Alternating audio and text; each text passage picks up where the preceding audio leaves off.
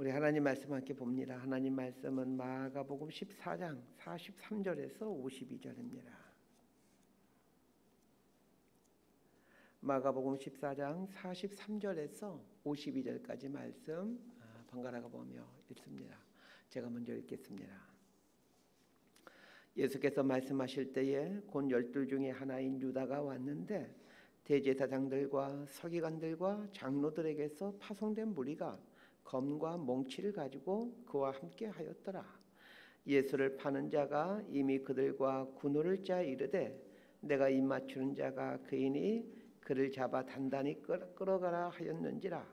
이에 와서 곧 예수께 나와 랍비여 하고 입을 맞추니 그들이 예수께 손을 대어 잡거늘 곁에 서 있는 자 중에 한 사람이 칼을 빼어 대제사장의 종을 쳐 그 길을 떨어뜨리니라. 예수께서 무리에게 말씀하여 이르시되 너희가 강도를 잡는 것 같이 검과 몽치를 가지고 나를 잡으러 나왔느냐? 내가 날마다 너희와 함께 성전에 있으면서 가르쳤으되 너희가 나를 잡지 아니하였도다. 그러나 이는 성경을 이루려 함이니라 하시더라. 제자들이 다 예수를 버리고 도망하니라. 52절까지 함께 읽습니다. 한 청년이 벗은 몸에 배 혼니부를 두르고 예수를 따라가다가 무리에게 잡힘에 배 혼니부를 버리고 벗은 몸으로 도망하니라. 아멘. 어제 본문은 예수님께서 겟세마네 동산에서 땀방울이 핏방울 되도록 기도하시는 내용이었습니다. 이 겟세마네에서의 기도는 기도가 무엇인지를, 그리고 기도가 궁극적으로 지향해야 될 것이 무엇인지를 말해주고 있습니다. 또한 겟세마네 기도는 우리 기독교 신앙이 어디를 지향해야 될지를 보여주는 사건이기도 합니다. 오늘 본문은 예수님께서 가룟 유다에게 배반당하심으로 붙잡히는 사건입니다. 예수님께서 겟세마네 동산에서 이제 군인들에게 붙잡히시게 됩니다. 자, 43절 말씀 함께 보도록 합니다. 시작. 예수께서 말씀하실 때에 곧 12 중에 하나인 유다가 왔는데 대제사장들과 서기관들과 장로들에게서 파송된 무리가 검과 몽치를 가지고 그와 함께 하였더라. 이 본문의 시간적인 배경은 예수님께서 잡히시는 날 밤인 목요일 밤 자정쯤 될 겁니다. 공간적 배경은 감난산 자락에 있는 이 겟세마네 동산입니다. 겟세마네, 이 시간에 이 겟세마네에는 세 부류의 사람들이 있습니다. 첫 번째는 예수님입니다. 겟세마네는 올리브 열매를 짜는 방앗간이다 라고 말씀드렸는데, 예수님은 올리브 기름을 짜는 틀이라는 말의 뜻처럼 자신을 으깨는 기도를 하시고 또 자신을 으깨는 삶으로 지금 이 겟세마네에 서 계십니다. 자, 두 번째 부류의 사람들은 제자들입니다. 몸은 겟세마네에 있지만 그 겟세마네의 의미, 자신을 으깨어가는 이 겟세마네의 의미와는 무관한 삶의 모습을 갖고 있습니다. 예수님이 기도하신 동안에 제자들은 깨어있지 않고 졸고 있었습니다. 제자들이 졸고 있다는 것은 이 겟세마네 정신을 갖지 못하고 있다라는 말입니다. 겟세마네에 있었지만 겟세마네의 그 의미와는 동떨어진 모습으로 갖고 있었다라는 뜻이죠. 세 번째 부류가 있습니다. 가룟 유다입니다.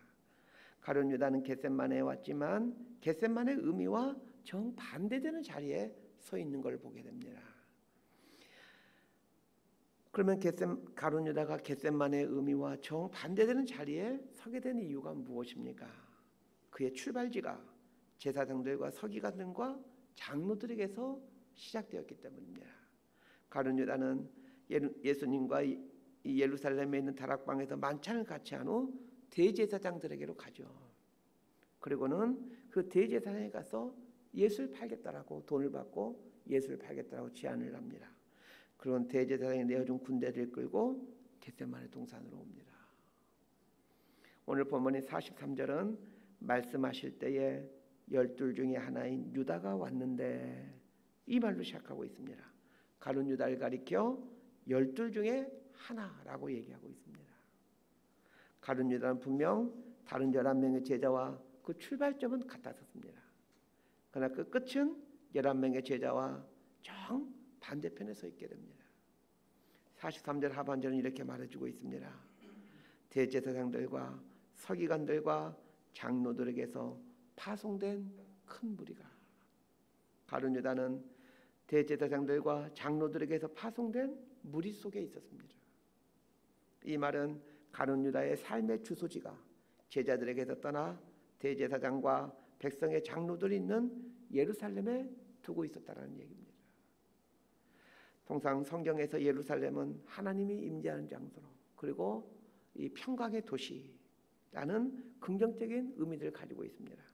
그러나 예수님에게 있어서 예루살렘은 돌 하나도 돌에 남지 않고 다 무너져야 될, 멸망해야 될 타락과 위선의 도시였습니다. 가룟 유다는 자신의 삶의 주소를 멸망해야 될 이 예루살렘에 두고 있었습니다. 정말로 예루살렘은 기원 후 70년 로마의 티투스 장군에 의해 돌 하나도 돌에 남지 않고 완전히 무너지게 됩니다. 더 재미있는 것은 예루살렘 성이 무너질 것을 미리 보여주기라도 하듯이 주님의 십자가에 달린 직후 가룟 유다는 자살을 함으로 예루살렘의 삶의 주소지를 두고 살아가는 사람의 최후가 어떠한지를 분명하게 보여줍니다. 가룟 유다는 분명 12 중에 하나로 제자들 그룹에 속해 있는 것처럼 보였고, 그가 현재 발을 딛고 있는 곳이 겟세마네 동산이기에 예수님과 함께 있는 것처럼 보여집니다.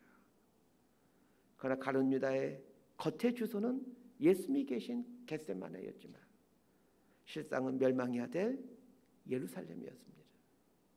그러기에 그는 불과 며칠 후 자살을 하게 되므로 자신의 삶의 주소지가 멸망해야 될 곳이었다는 것을 만천하에 드러냅니다.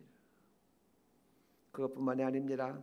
수천 년 지난 지금까지 이 가룟 유다라는 이름은 배신자의 대명사로 사용되고 있습니다. 그렇다면 오늘 본문이 우리에게 전해주는 메시지는 너무나도 분명합니다. 삶의 주소지를 어디에 두고 사느냐에 따라 우리의 인생이 결정된다는 것입니다. 예수님은 제자들에게 겟세마네의 정신이 기도의 지향점이고 그리스도인의 삶의 지향점임을 말해주기 위해 겟세마네 동산에 와서 기도하시고 또 그곳에서 잡히셨는데, 자신을 으깨는 것을 배우는 장소인 겟세마네 동산에서 가룟 유다는 자신의 욕심과 욕망을 이루기 위해 예수의 제자가 가야 될 길과 정반대의 길을 가버리고 말았습니다. 주위에서 보셔야 될 것은 가룟 유다가 군사들을 이끌고 예수님을 잡기 위해 겟세마네에 왔을 때조차도 성경은 12 중에 하나인 유다 이렇게 불러주고 있다는 것입니다. 이 말은 무슨 뜻입니까? 여전히 가룟 유다에게는 돌이킬 수 있는 기회가 있다라는 말입니다. 예수님은 끝까지 기회를 주십니다. 그러나 무한정 기회가 주어지는 것은 아닙니다. 자, 44절에서 47절까지 말씀 우리 함께 읽도록 하겠습니다. 시작. 예수를 파는 자가 이미 그들과 군호를 짜 이르되 내가 입 맞추는 자가 그이니 그를 잡아 단단히 끌어가라 하였는지라. 이에 와서 곧 예수께 나와 랍비어하고 입을 맞추니 그들이 예수께 손을 대어 잡거늘 곁에 서 있는 자 중에 한 사람이 칼을 빼어 대제사장의 종을 쳐 그 길을 떨어뜨리니라. 44절에서는 가룟 유다를 가리켜 예수를 파는 자로 바꾸어서 표현해주고 있습니다. 12 중에 하나라는 이름에서 예수를 파는 자로 바꿔지는 데는 많은 구절이 필요하지 않았습니다. 단 한 구절이면 충분했습니다. 이건 우리 삶도 마찬가지입니다. 순식간에 우리는 제자에서 배신자로 변해갈 수가 있습니다. 그러면 어떻게 제자에서 배신자로 순식간에 변할 수 있는 것입니까? 예수님과 제자들 그리고 가룟 유다가 어떻게 서 있는지를 한번 곰곰이 생각해 보십시다. 지금 이 문자로 되어 있는 이 본문의 상황을 우리의 머릿속으로 한번 입체적으로 한번 그려볼 수 있게 되기를 바랍니다. 예수님은 가룟 유다와 마주보고 있습니다. 예수님은 가룟 유다 쪽을 향하고 있고 가룟 유다는 예수님 쪽을 향하고 있습니다. 제자들은 예수님과 같은 방향인 반면에 가룟 유다는 다른 제자들과 정반대의 방향에 서 있습니다. 제자로 존재한다는 것은 무슨 뜻입니까? 예수님의 눈이 향하고 있는 곳을 향해 눈을 들고 있다는 말이요. 동시에 예수님의 발이 향하고 있는 곳을 향해 발의 방향을 맞추고 있다라는 말입니다. 반면에 예수님 옆에 있지만 예수님이 보고 있는 정반대의 곳을 향해 눈을 들고 있다라면, 또한 예수님의 발의 방향과 정반대의 방향을 향해 그 발을 두고 있다라면, 그 순간에 우리의 삶은 배신자로 둔갑하게 됩니다. 이 제자들의 모습과 가룟 유다의 이 모습을 잘 보시길 바랍니다. 지근거리에 아주 가까이에 있습니다. 그렇지만 서로 바라보는 방향이 다릅니다. 꼭 기억하시길 바랍니다. 11명의 제자들과 예수님과의 거리나 그리고 예수님과 가룟 유다의 거리는 아무런 차이가 없었습니다. 유일한 차이라면 11명의 제자들은 예수님이 응시하는 쪽을 보고 있었던 반면에 가룟 유다는 예수님이 응시하는 반대쪽을 바라보고 있었다는 것입니다. 이것은 단지 시선의 방향을 말하는 것이 아닙니다. 마음의 방향, 가치의 방향입니다. 이만큼 신앙생활에서 우리의 이 마음의 지향, 향하고자 하는 눈이 중요하다는 말입니다. 11명의 제자는 비록 겟세마네 동산에서 깨어있지 못하는 연약함을 갖고 있었지만 예수님과 같은 방향을 향해 눈을 들고 있었기에 결국은 사도로서의 삶을 살아가다 사도로서의 삶으로 마감하게 됩니다. 반면에 가룟 유다는 예수님이 계셨던 겟세마네 동산에 함께 있었지만 겟세마네의 의미에 합당한 삶의 자질을 갖지 못하고 예수님의 시선과 반대되는 쪽을 향하고 있었기에 그 우리가 알고 있는 그 추악한 배신자의 삶을 살게 된 것입니다.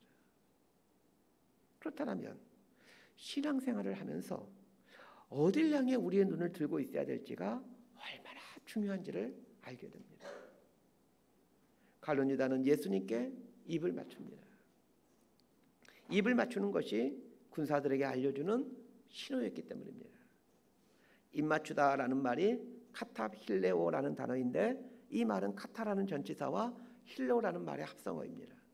카타라는 전치사는 어디를 향하여라는 말이고 힐레오라는 말은 친구가 되다라는 뜻입니다.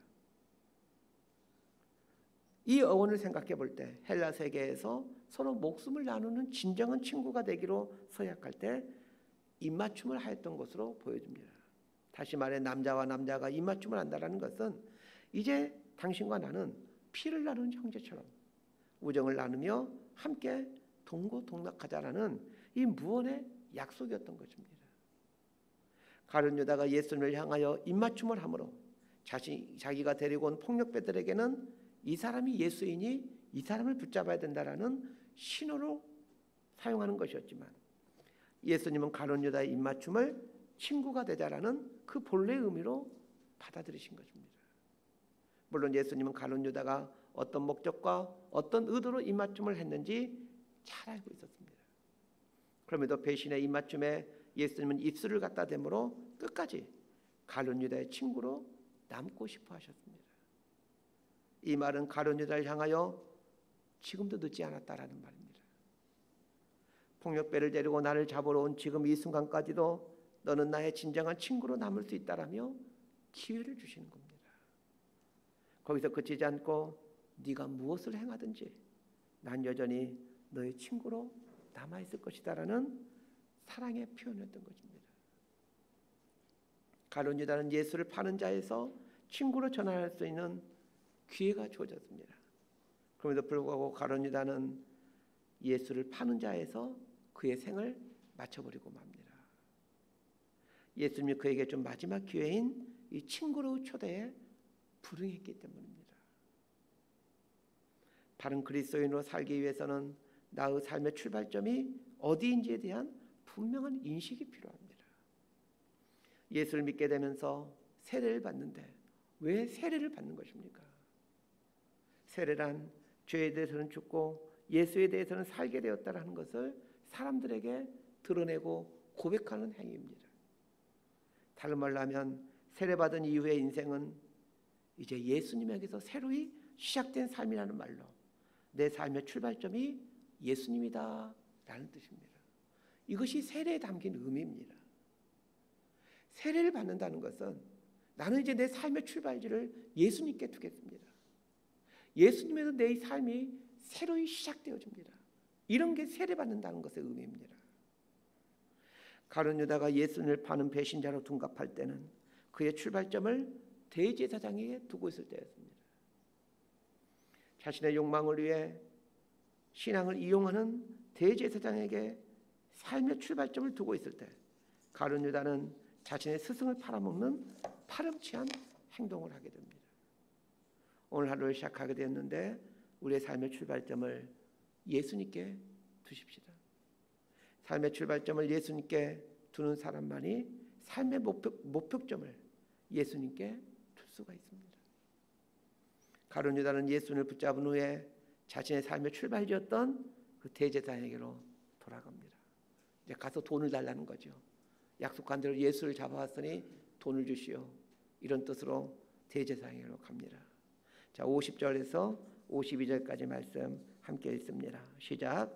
제자들이 다 예수를 버리고 도망하니라.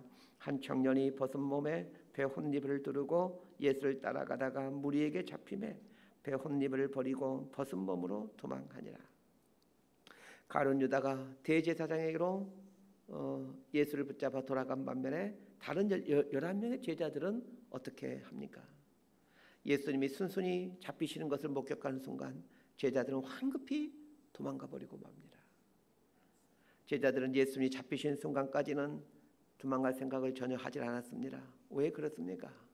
예수님에게 이 군사들을 무너뜨릴 수 있는 힘이 있다는 것을 잘 알고 있었기 때문입니다. 그러기에 제자들은 칼을 빼어 예수님 편에 서서 싸울 준비를 하고 있었던 것입니다. 그러나 예수님이 순순히 손을 내밀어 포박을 당하게 되자 제자들은 황급히 도망쳐 버립니다. 제자들의 삶의 출발점이 자기 자신이었기 때문입니다. 예수님께서 순수히 군사들의 포박에 응할 수 있었던 이유는 예수님은 당신의 출발점이 하나님이셨기 때문에 가능한 일이었습니다. 이것을 말해주는 것이 나의 원대로 마옵시고 아버지의 뜻대로 하옵소서 라고 기도한 겟세마네의 기도입니다. 반면에 제자들은 예수님을 따르고 믿고 있는 것 같았지만 자기 자신을 인생 출발점으로 삼고 있었습니다. 인생의 출발점이 자기 자신이면 예수를 따르고 있는 것처럼 보이기는 하지만 결정적인 순간에는 자기의 길로 가버리고 맙니다. 11명의 제자들은 3년 동안이라 예수님과 매 순간 함께 지내면서 예수님으로부터 수많은 가르침을 받았습니다. 예수님으로부터 전해 들은 가르침은 서기관들이나 바리새인들의 가르침과는 차원이 다른 것이었습니다. 제자들은 3년 동안이나 예수님이 행하신 수많은 기적을 보았습니다. 요한복음의 맨 마지막 구절인 요한복음 21장 25절 말씀처럼 예수께서 행하신 일이 이외에도 많으니 만일 낱낱이 기록된다라면 이 세상이라도 이 기록된 책을 두기에 부족할 줄 아노라 라는 이 말씀처럼 제자들은 수도 없이 예수님이 행하신 기적들을 직접 경험했습니다. 예수님이 행하신 일을 다 기록한다라면 그 기록한 책을 이 세상에 다 두지 못할 정도로 예수님은 많은 일을 행하셨습니다. 이 모든 것들을 곁에서 다 지켜봤던 사람들이 제자들입니다. 그런데 그런 제자들이 왜 예수를 버리고 도망가는 것입니까? 자신의 삶의 출발점을 예수님께 두지 않고 자기 자신에게 두고 예수를 따르고 있었기 때문입니다. 우리는 끊임없이 자신의 삶의 출발점이 자기 자신에게 두고자 하는 유혹을 받습니다. 세례를 받았지만 세례받고 예수 믿는 과정에는 계속해서 내 삶의 출발지를 나에게 두고자 하는 유혹들을 받게 됩니다. 이 유혹을 이겨내고자 새벽을 깨워 주님 앞에 나를 세워놓고 나의 출발점이 어디인가를 다시 확인해가며 혹 나로부터 기인된 삶을 살고 있지는 않는지 돌아보는 것 아니겠습니까? 말씀 정리합니다. 예수님께서 겟세마네 동산에서 한 점 요동침 없이 가룟 유다의 배신 앞에 손을 순순히 내줄 수 있었던 비결은 무엇입니까? 49절 하반절은 이렇게 말하고 있습니다.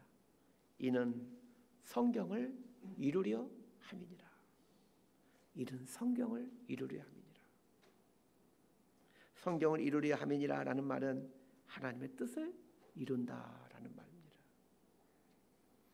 하나님의 뜻을 이루는 삶을 살기 위해서는 자신의 삶의 출발이 하나님을 인식하며 살아야 되고, 또 삶의 목적지가 하나님임을 인정할 때만 가능합니다.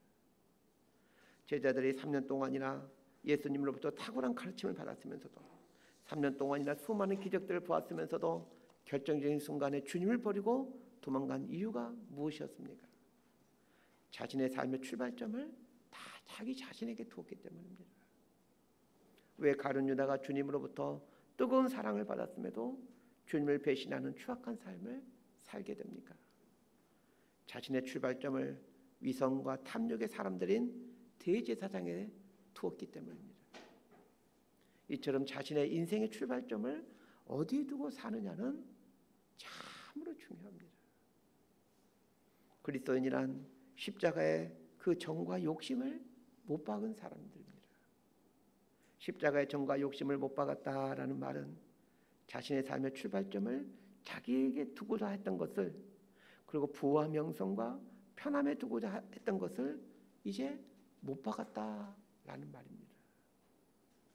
오늘 아침이 우리 인생의 출발점을 예수님께 두기로 결단하는 날이 될 수 있게 되기를 바랍니다. 예수님께로부터 시작된 인생, 예수님께로 돌아가는 인생이 되게 하십시다. 오늘 우리의 인생 발걸음이 예수님께로부터 왔기에 예수님께로 향해 가는 발걸음이 되게 하십시다. 예수님께서 하나님께로부터 왔기에 하나님을 향하여 매 순간 발걸음을 내디딜 수 있었던 것처럼 말입니다. 이렇게 살아감으로 평생을 예수님과 함께 동행하는 그 신비와 기쁨을 들어가는 저희 여러분의 삶이 될 수 있게 되기를 진심으로 소망하고 축복합니다. 기도하겠습니다. 사랑하는 주님, 우리 인생의 출발점이 어디인지를 분명히 하게 알고 고백할 수 있게 되기를 원합니다. 주님으로부터 새롭게 시작된 인생이기에 그걸 믿고 인정하기에 우리의 오늘 발걸음이 주님을 향해 가야 된다는 것을 알게 해 주십시오. 우리 주님께서 이 땅에 사시는 동안 당신이 하나님으로부터 왔고 하나님께 가야 한다는 것을 한순간도 잊지 않고 한 방향을 향해 오랜 순종의 삶을 사셨듯이 우리의 인생 발걸음이 이러할 수 있게 되기를 원합니다.